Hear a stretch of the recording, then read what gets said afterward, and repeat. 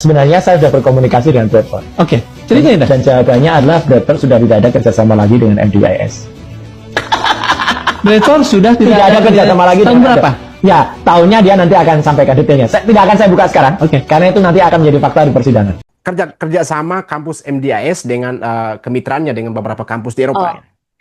Jadi MDIS itu memang punya kemitraan dengan beberapa kampus di Inggris ya. Jadi dengan terbuktinya dia masih berdiri dari tahun 1950-an sampai sekarang aja, itu kan berarti memang dia kredibel yang pertama. Dan yang kedua, dia tidak menyalahi aturan. Karena di Singapura itu kan peraturan pendidikan ketat ya.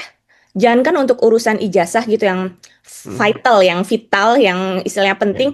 Untuk urusan presensi aja, kehadiran itu pasti dilaporkan ke pemerintah gitu, dilaporkan ke pihak imigrasi karena kita sebagai student kan ada pakai yang namanya student pass ya, itu sebagai izin tinggal kita di Singapura. Jadi saya rasa kalau dari segi MDIS-nya sendiri itu nggak mungkin yang namanya mengeluarkan ijazah palsu gitu. Oke. Berarti sejauh ini kemitraannya masih berjalan di beberapa kampus? Beberapa kampus iya. Jadi namanya kemitraan kan bisa hari ini kita bekerja sama besok enggak kan? Jadi ada banyak prosedur lah kalau misalnya kita masih menjalankan kemitraan. Mungkin juga ada masalah lisensi, bisa jadi kan. Makanya kemitraan itu datang dan pergilah dengan beberapa kampus. Tapi yang pasti memang kemitraannya itu dengan banyak, nggak cuma satu kampus. Dari segi lisensi bisa, dari segi ini juga untuk kita syarat mengadakan satu kelas itu kan minimal ada 10 siswa yang mendaftar di kampus itu. Contohnya gini aja deh, saya pribadi kan emang jurusan komunikasi.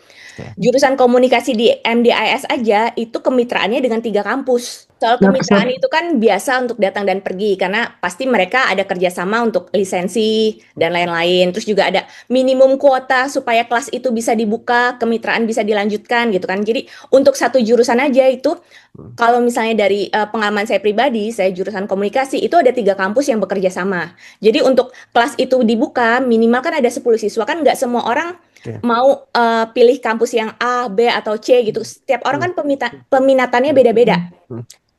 Misalnya kayak di komunikasi ada yang lebih ke mass communication peminatannya, ada yang peminatannya ke media gitu. Di marketing pun begitu kan, makanya ada gelarnya Bachelor of Arts, ada gelarnya Bachelor of Science. Karena peminatan marketing tuh ada yang lebih ke marketing communication, marketing digitalnya kayak gitu. Makanya itu kalau yang segi itu kan gelarnya BA, tapi kalau marketing yang lebih ke ekonomi, ke lebih statistika, itu gelarnya ke BSC kayak gitu. Jadi kan peminatan setiap orang beda-beda gitu. Jadi masalah kerjasama masih berlanjut atau enggak itu kan pihak kampusnya sendiri yang tahu apa lisensinya atau bagaimananya gitu.